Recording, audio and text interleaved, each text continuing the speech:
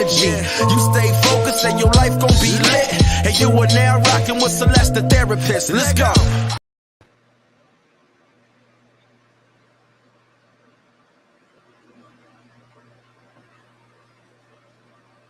All right. Hi. All right, we're here. Hi, beautiful people. If this is, let me just make sure I'm on the mic. I feel like I do this every single time. Audio. I'm not on the mic. Mic. Okay. Hello. Okay, good. All right. If this is your first time in my live, thank you for being here. And if you've never listened to my podcast before, my name is Celeste. I'm a therapist from Boston. And I come on and I record my podcast episodes live. And on my podcast, I'm talking to people in the past that are doing things to empower others. But recently, I've been coming on to talk about different subjects that people go through and then help people kind of think about how to deal with them. And last week, we talked about anticipatory anxiety. That's something that a lot of people, hey, Tyrone, that's something that a lot of people are not aware of. And it's a symptom of anxiety. And it's essentially when you are anticipating something and you're creating a lot of fear in your head around it. And so I feel like the more we're educated around anxiety and the symptoms and how we're affected, we can change the way we are processing. So the way we are thinking about things can create our own internal hell, which is something that a lot of people aren't aware of. Hi, I'm from India. Hi, thank you for joining me from India. So we are streaming on Instagram, Facebook, YouTube, and Twitter. And today we're going to talk about, actually, let me put in the comment what we're going to talk about because I didn't put it up here. Today we're talking about setting boundaries and saying no, strategies for setting boundaries and saying no. All right, let me put that here. All right, we in the money now. We good. All right, so one of the things about boundaries, I have a really good friend, Sean Marshall. He said when you start to create boundaries in your relationship, it exposes the toxicity in the relationship, which is so true. And a lot of times people are not even aware that boundaries is a thing that they can exercise.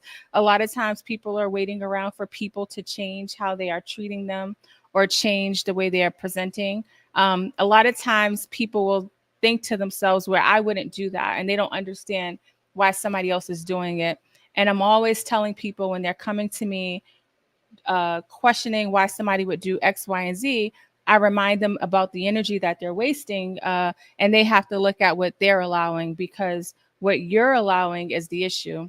And also you're the only person that has control over you. I don't have control over if somebody asks me for a ride after work, and I really don't. I'm not going in their direction.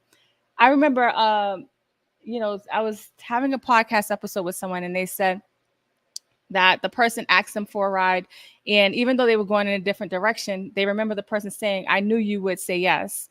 So you have to remember, like, you set the tone for your relationships and how people treat you. Right? Like that's something that's so important to think about. So when you are thinking about boundaries, it's important to understand why you are having a hard time with creating a boundaries and why it's so hard to say no. This is something that I want you to read. So it says, if your boundaries were not respected as a child, it's unlikely you'll be able to set boundaries for yourself and for others as an adult. Lack of focus.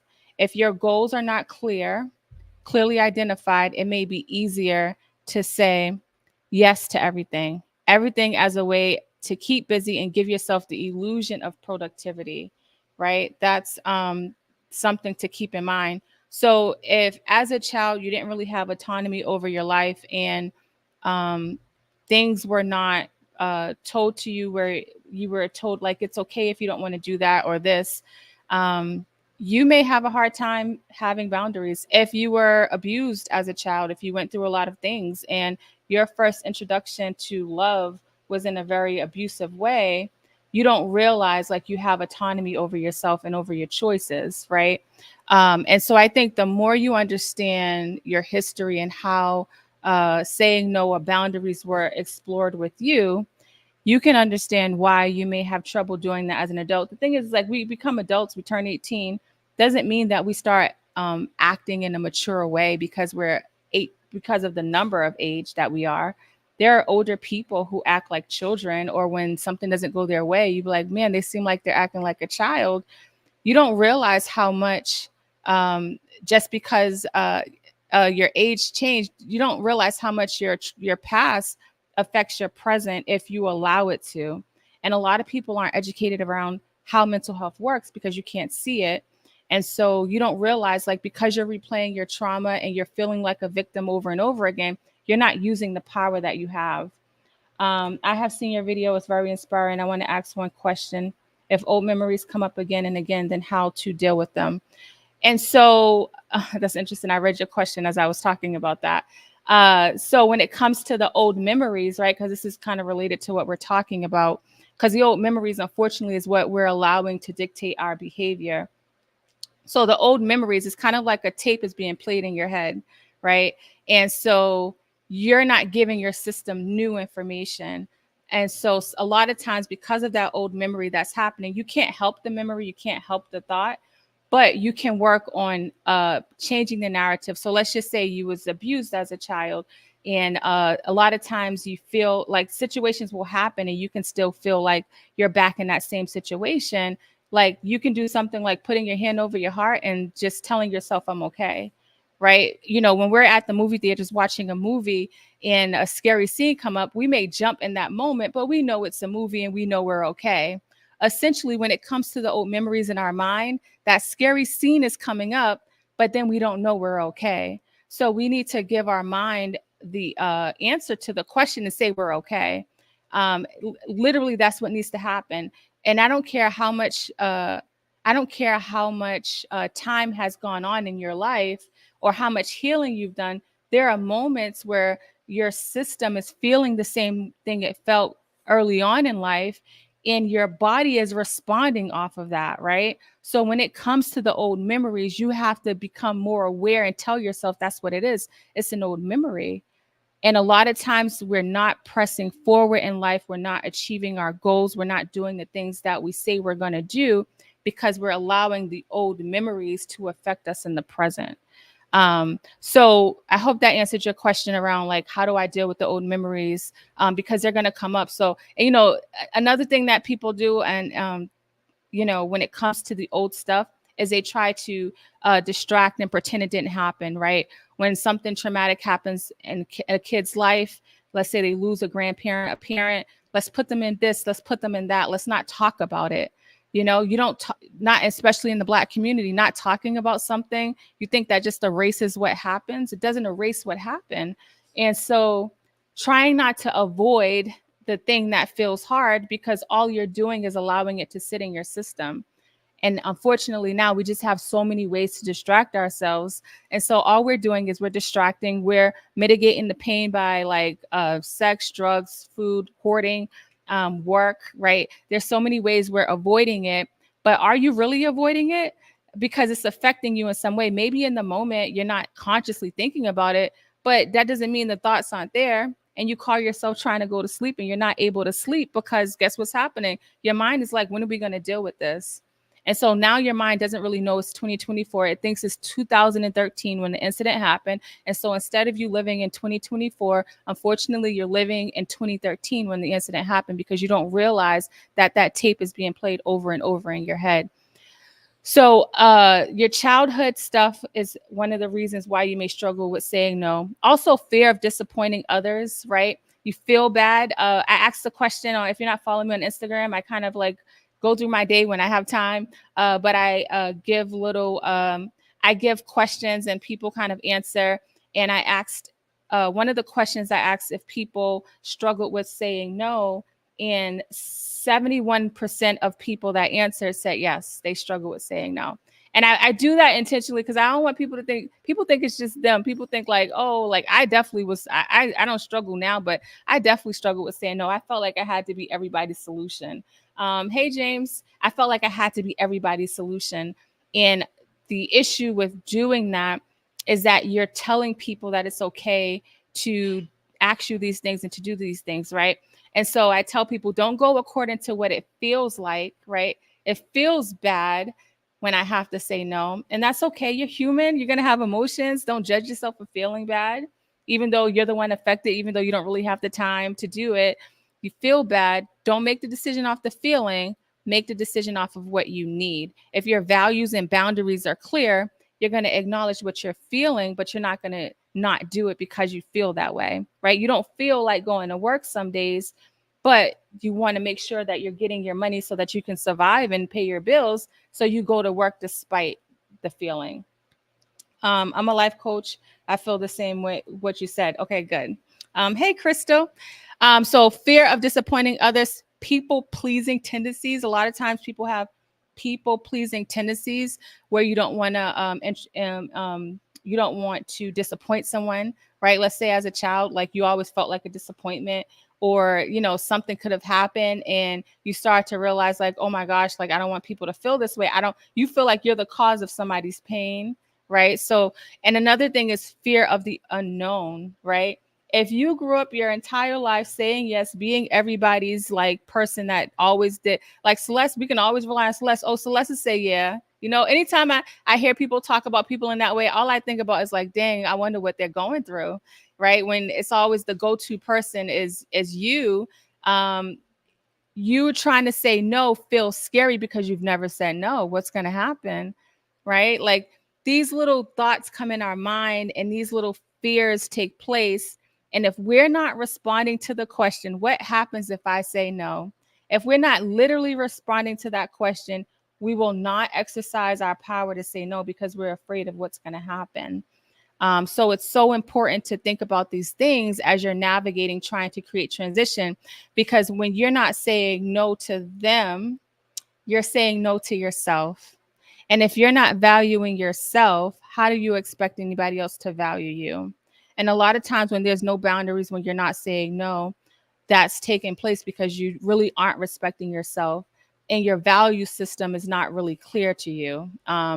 Carmen says, setting boundaries saved my life. Literally, the stresses that take place in your body and your system medically. There's a lot of people with medical issues because they're tired. Their body's tired, their mind's tired, their spirit's tired.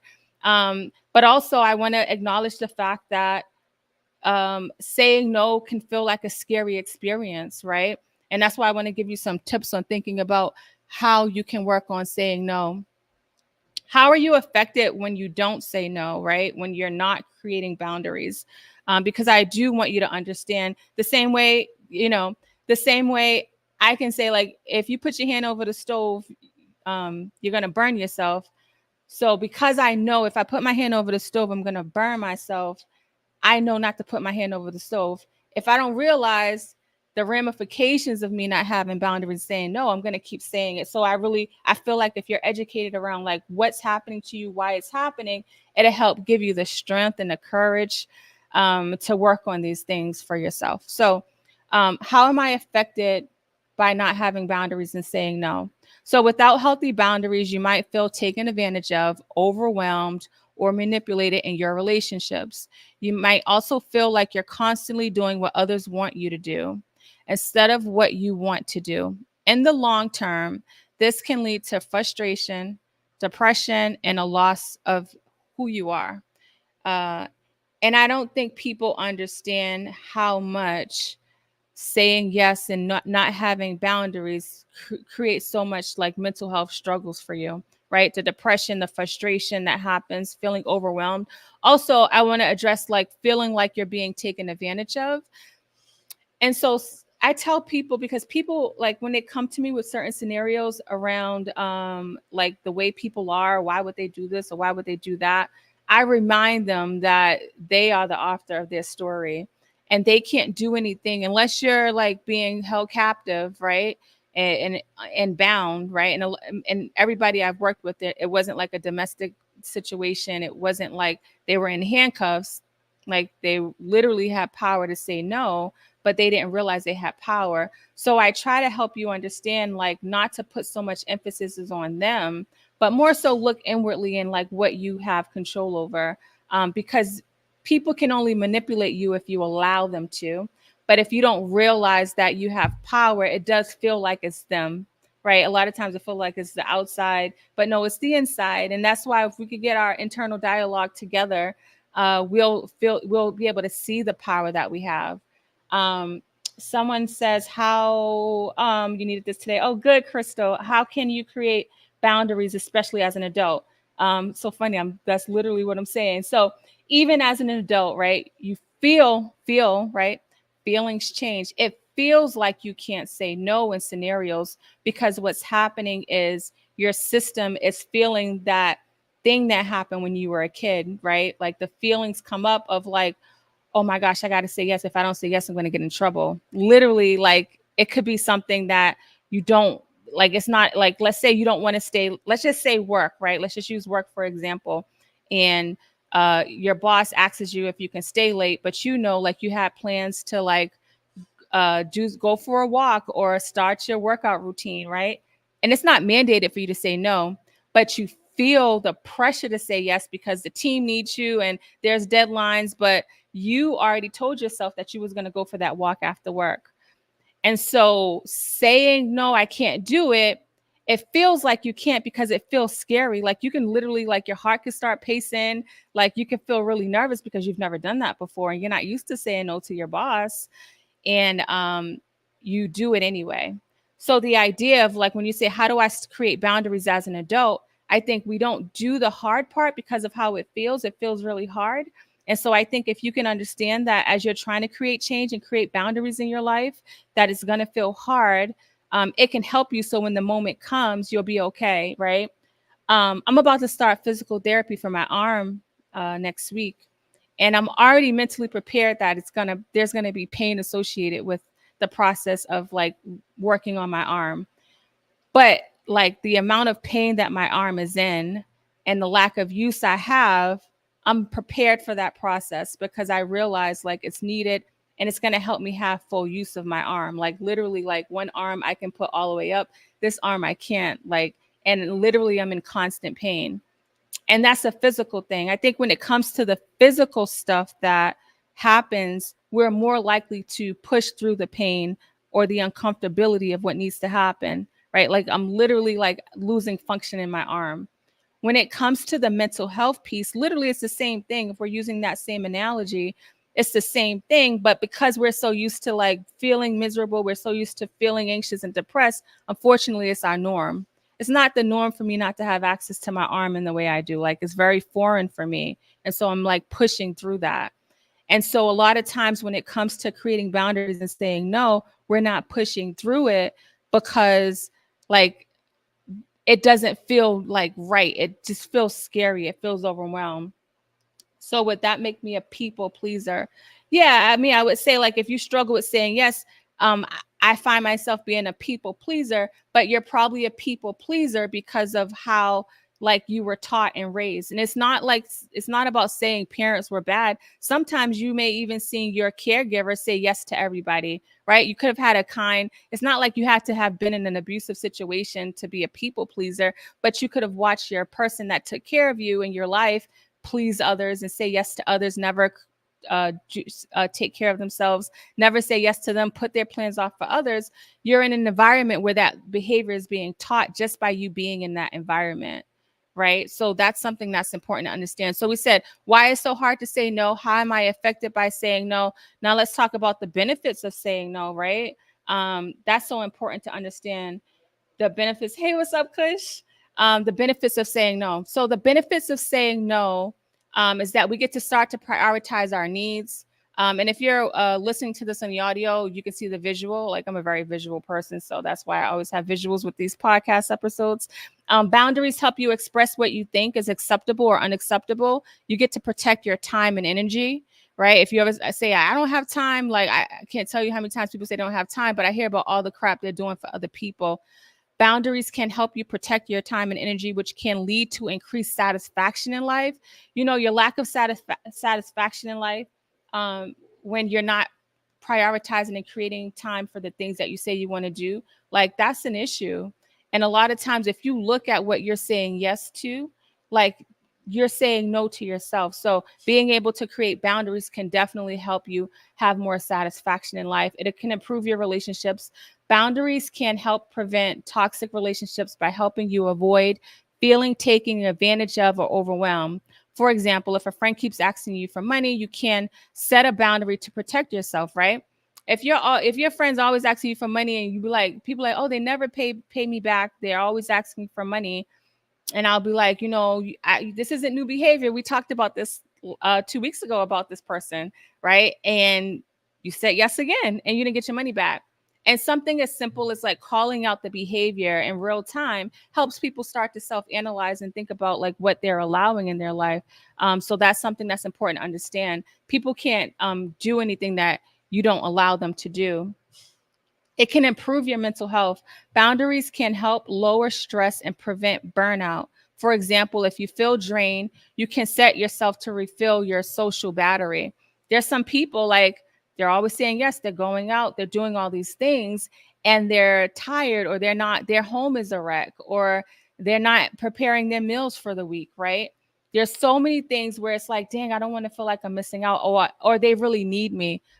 But you don't need you. You know what I mean? Like, so really being mindful of how you are operating with people and what you are allowing is going to be so important. Hey, love brass. And then the benefits of saying no is that self-care. Saying no can be a form of self-care that helps you reduce anxiety and focus on what's important to you.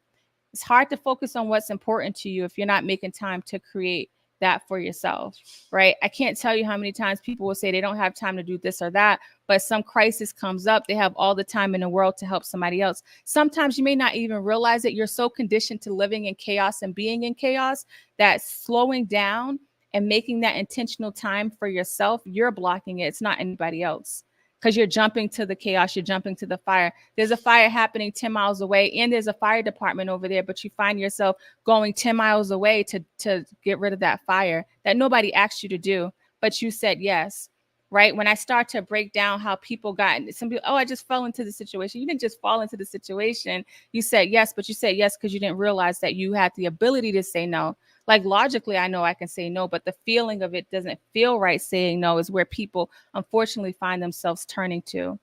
No, it's so powerful. It's so powerful, and it's a complete sentence, and it's so hard to say, right? Like you don't even have to give an explanation when you say no, right? And so that's something that people don't understand. I've created several boundaries. People think I'm acting funny. Yes, I don't even know why I didn't put that in my notes because that's important to address. So I don't even know why I did not put that in my notes. I'm so glad you said that. Because that's another reason why people don't want to say no is because people are going to look at you like, oh, look at her. She thinks she's better than me. Believe me, I got the, it's happened to me over time. And luckily I've been a person that I don't care about your opinion of me. That's why I can always pop on live and I can always try something. Like I literally have never cared. I didn't realize that was a thing until I went into private practice and started working with people. I realized that people struggle with the fear of how people think about them. Like it's a real thing. And so as you're working on saying no, you have to understand what's going to come with that because people aren't benefiting from you anymore. They're going to look at you and say you're acting funny. You can literally lose relationships. And so that's grief. Like even if the relationship wasn't the best, it still was a relationship. So you can literally lose your relationship. And a lot of times people are scared to be alone. So they'll rather deal with the asking of money. They'll rather deal with the disrespect than to find themselves like taking that space to be alone. And so, yes, people will think you're acting funny. And when you think about it, people will say you changed and you think about it. I had to be like, you know what? I did change, but I changed for the better. And people that understand and are on their own healing journey will understand. They're not going to question you for saying no because you don't owe them. that guilt they try to put on you as to control you and what they want. Yes, they will literally try to guilt you into saying yes. And sometimes they know how to do the work to get you to say yes because they know you. They know you better than you know yourself. You know what I mean? They literally know you better. That's why I said taking time to understand yourself is so important, because you got predators, manipulators out here that know what it is and know that you are going to say yes. And I'm on my bougie 100%. Yeah. And people will think you're being bougie, and especially in the family systems. So when you think about family systems, and unfortunately, a lot of times it's very dysfunctional. And you got that person that calls themselves working on themselves and healing, right? Like, oh, and then you're healing. Now you're the one person in that unit that's healing. So when you think about it, like you're in a dysfunctional system and you were part of that dysfunctional system and you're choosing to step out of it. Now you're the one that looks dysfunctional, right? And you may start to feel like, dang, like, is it me? Because everybody else is on this same page of like, yeah, we're supposed to help, blah, blah, blah. Yeah, mom needs this, right? Like, why aren't you helping her even though she's cussing us out? So being mindful that when you're getting out of a system to change, you may be looked at as dysfunctional, but that's because you're no longer choosing to be in a dysfunctional system. So that's something that's so important to explain, to think about. And then when you're saying no, remember that it's a form of self-care, and you get to reduce your anxiety. It'll help you, and you can start focusing on what's important to you. They label you as the black sheep, I know. So really quick, some tips for saying no include being assertive and calm, right? If you know you can't do it, and I'll say I can't do it, but if you struggle with a complete no, you can say, you know what, let me check my schedule. Because I want you to think about, like, you saying yes to that means like you're not going to have time to prepare yourself for tomorrow. Do you want to, like, the ramifications of what's going to happen, right? Being assertive is the best way to do it. But if you struggle, be okay with not just impulsively saying yes. That's what I tell people. Like, if your bandwidth right now is like no is really hard, then say, like, let me look at my schedule, right? Especially if it's text. But if it's like verbally and people try to put you on the spot, they're like, yeah, da, da, da, and they know you'd be like, all right, like, I got you. They're like, you know what? Let me look at my schedule, so you can like take a deep breath and really think about, do I really want to do this? Right. So being assertive and calm, avoid justifying, rationalizing, or apologizing. The apology thing, my clients were like, oh, I'm sorry. What are you sorry for? You didn't do nothing. Like, I'd be checking them on the spot. And I check myself. I don't do it anymore, but sometimes, like, if I can't do something, I'll find myself writing like, I'm sorry, and then I'll be like, wait, and I'll erase it. Like, you won't catch me saying it. I mean, writing it, because as soon as I start writing, and I was like, I didn't do nothing. Why am I saying sorry? So making sure you're not apologizing for not being able to do something, because you really don't owe somebody an apology, but in your mind, you feel like you're doing something wrong when you say it. So you're like, I'm sorry, but I can't. It's like, no, I can't do that. You don't have to be mean about it, but you don't got to say sorry either. Empathize with the other person, right? You don't have to state your limit and offer an alternative and repeat, right? So sometimes you find yourself being the solution, and instead of, like, let's just say it's money, like, and you always say yes, and this time you may have it in the bank, but you're the single parent and you need to make sure you have money for down the road. You can be like, I don't have it, but have you thought, is your job offering overtime, right? Did you ask your mother? Like, making sure you're not the person that is part of the solution, especially if you don't have it like that. That's something that's important to understand. I've been that different person for a long time for one reason or another. It doesn't bother me anymore. Yeah, and you said anymore, so I'm assuming at the beginning it might have been hard, but over time it's just like, okay, this is what it is. Because like I said last week on the podcast, on people's deathbed, thing they number one regret is caring about what people think. Caring about what people think will have you miserable, anxious for no reason, right? Because you still have power to change up what you allow. I can't come in between what God is trying to teach you in the moment, but what I will do is support systems without cash. Yeah, Lil Duval says that.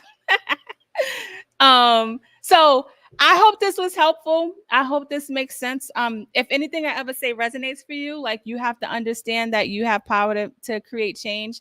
And even if like no is hard to say, even if like, you hear this episode and you're like, I want to do that, but it's hard to go fully in. I want you to start paying attention and becoming aware of what you are allowing in your life so that you're not finding yourself feeling like it's the world against me. I also want you to think about, have I identified what my values is, right? I say I want to be able to get up on time, go to work. I say I want to like have a morning routine so I can get my life together. And if I'm saying that, what am I doing to accomplish it? And why am I not saying no? Why am I not setting boundaries? Because it feels bad. Okay, feelings change. And I think the more you understand that, the better equipped you'll feel to deal with these things. Yes, I needed this. Yay, that's good. Hey, specialty. So I'm glad this was helpful. I'm glad this makes sense. It's going to be on an audio podcast next week. The one that was released today was about anticipatory anxiety. We talked about it last week. So each time when I do these live recordings on video, the audio gets released the week after. So you'll always find it, but it'll stay on the platform. Thank you all so much for tuning in and rocking out with me. If you want to learn more about me or my podcast, you can go to celestetherapist.com and you can find me on all social media platforms at Celeste the Therapist.